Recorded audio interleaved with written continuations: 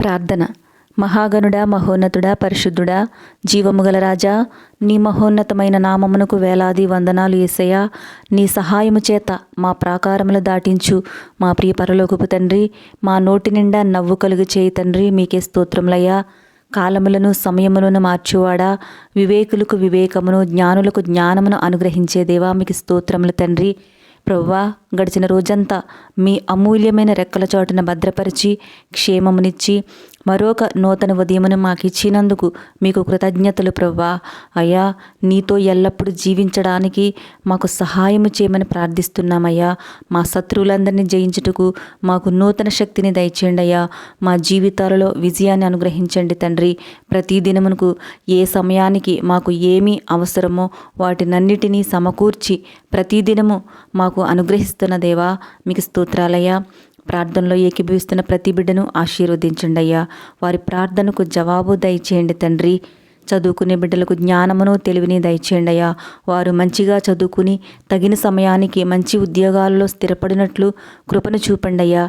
అలాగే వివాహం కొరకు, పిల్లల కొరకు ఎదురు చూస్తున్న బిడ్డలకు నీవే తగిన సమయానికి సమస్తమును సమకూర్చమని ప్రార్థిస్తున్నామయ్యా.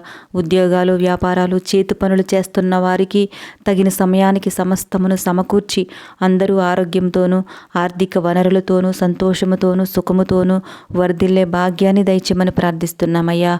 తండ్రి, ఎంతోమంది బిడ్డలు అద్దె ఇళ్లలో ఉంటూ అద్దె కట్టుకోవడానికి ఇబ్బంది పడుచున్నారయ్యా. కొందరైతే వర్షాలను తట్టుకోలేక పూరి గుడిసెల్లో చలి నుండి రక్షణ ఇవ్వలేని గృహాల్లో సరైన సౌకర్యం లేక మరికొంతమంది రోడ్ల పక్కన చెట్ల క్రింద దీనస్థితిలో బ్రతుకుచున్నారయ్యా.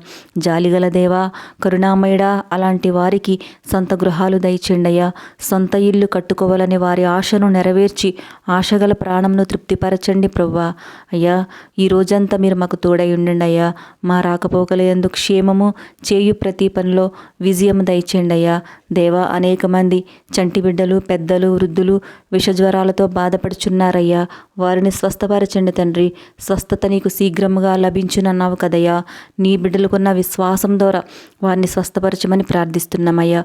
వైద్యం చేయించుకోలేని స్థితిలో ఉన్న వారికి ధైర్యము పుట్టించి వారి కన్నీటి ప్రార్థన ఆలకించి వారిని బాధిస్తూ ఉన్న అనారోగ్య సమస్యల నుండి, విషజ్వరాల నుండి విడుదల కలిగించమని, అవిశ్వాసంతో ఉన్నవారికి ఆత్మీయ స్వస్థతను, అనారోగ్యంతో ఉన్నవారికి మంచి ఆరోగ్యమును దయచేయమని, ఈ మా దీన ప్రార్థనను అంగీకరించమని నజరేయుడైన యేసుక్రీస్తు నామంలో అడిగి వేడుకుంటున్నాం తండ్రి. ఆమేన్. మన ప్రభువైన యేసయ్య దీవెన, శాంతి, సమాధానము, స్వస్థత మనందరిపై ఉండును గాక. ఆమేన్.